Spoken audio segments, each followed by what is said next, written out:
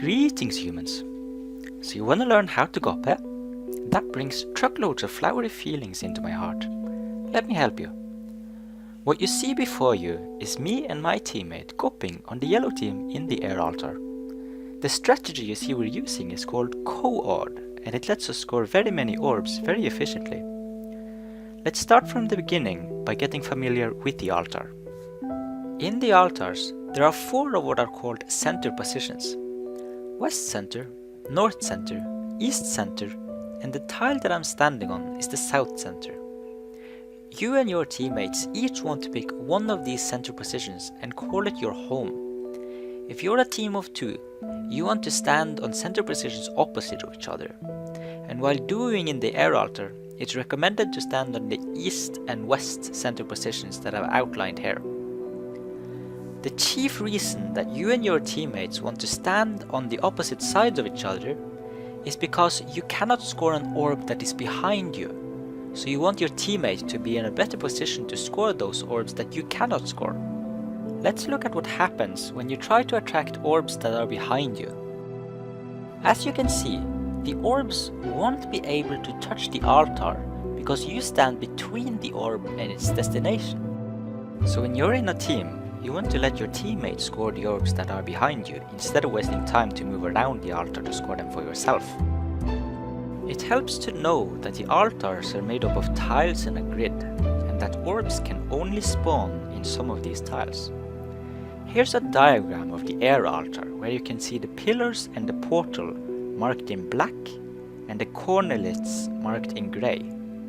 You cannot reach orbs across the black obstacles, but you can reach orbs across the grey obstacles. But the orb or your character cannot move across either of them. Here I've marked all the spawn points around the altar with black dots. This is where orbs can spawn. I've also marked the locations of the center positions. Let's look at what orbs you can score when you are in the west center position. All the spawn points that you can score orbs from without moving from the west center are marked in cyan. When you're starting out, you don't need to memorize all of this. I just want you to notice the general pattern. You can generally score orbs that are across from you, as long as they are not behind an obstacle or too far away, and also the orbs that are directly to your side. If you want more information about how to Coord from the west center position, look at Hedge's guide here. The orbs that you can score from east center position are almost symmetric, and the general pattern stays the same. Here, all the spawn points that you can score orbs from when standing in the east center position are marked in red. If you want more information about how to Coord from the east center position, look at another of Hedge's guides here.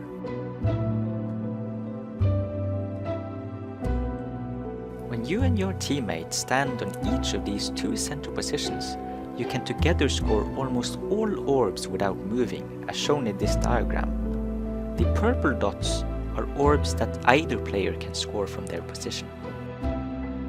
But what about the orbs that can't be scored directly from either center position? For some orbs, you have to move position in order to score them, after which you should return to your home position so that you can Coord from it. For other orbs, either you or your partner should feed it to the other player. Let's talk about feeding.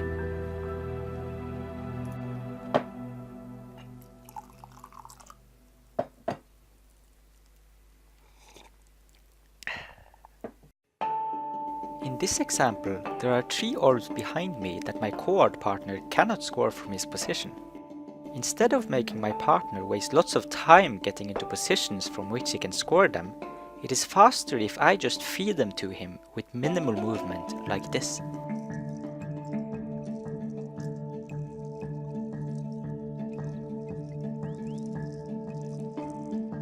You can feed these orbs to your partner by tapping them from these 2 positions, like this.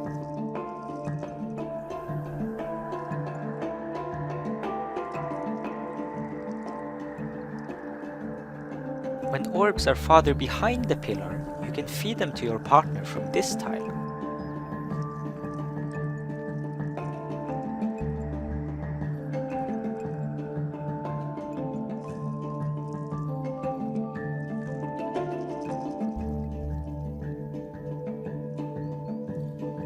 Even though it is sometimes smart to move the orbs that are behind you, for example when you need to feed them to your partner, you should only do this when necessary, so that you don't crash with your partner by trying to move the same orb.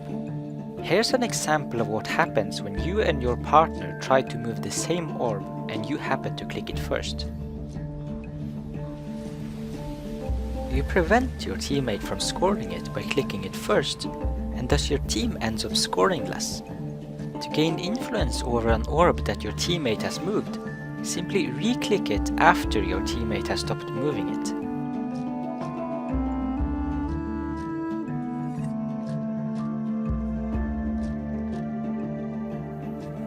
Now, why is it so important to return to the center position before trying to score an orb?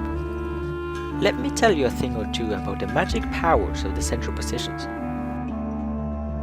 Here you can see that when I try to attract these orbs from outside the center position, the angle is not quite right in order to make the orbs move around the cornerlets.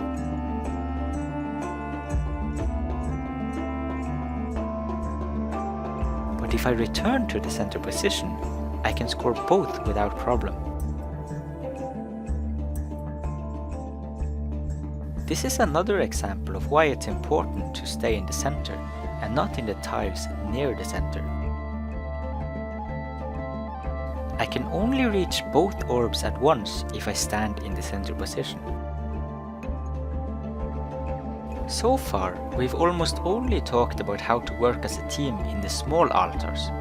For the big altars, Mind, Earth and Chaos, you have to move around more to reach the far orbs, and then you can't always rely on your teammate to stand in the opposite side of the altar to score what you feed them, because they might be busy elsewhere. The general principle is that you want to keep track of where your partner is, so that if they are in a better position to take an orb, you expect them to do so, instead of wasting time by taking the orb yourself from your worst position.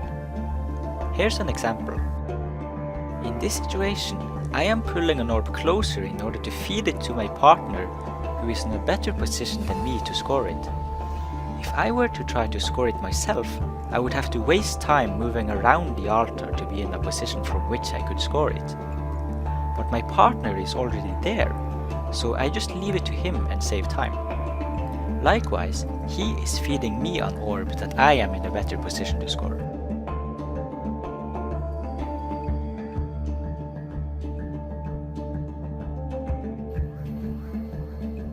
Similarly, in this situation, my partner is already in a good position to score the orb that I am feeding, so I leave it to him and then attract the orb that is behind him.